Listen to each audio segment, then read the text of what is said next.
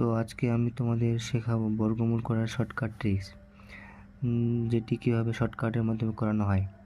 এরকম 35 এর বর্গমূল আমরা কীভাবে করব।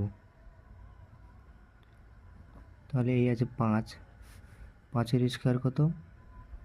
25। আমরা জানি কত? 25। তাহলে 5-এর স্কোয়ার 25 হলো। এই 3-এর পর কত হয়? 4। তাহলে 3 4-এ 12। এই হচ্ছে 1225।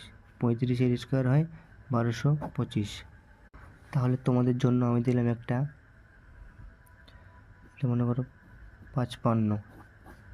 এটার বর্গ তোমরা করে দেখাবে।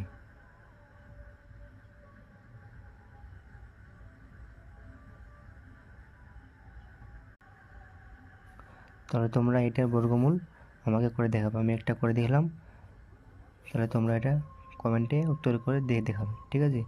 Good bye. আমার চ্যানেলটি তোমরা সাবস্ক্রাইব করে দেবে। এরকম নতুন নতুন অঙ্কের শর্টকাট ভিডিওটি আপনারা এই চ্যানেলে পেয়ে থাকবেন।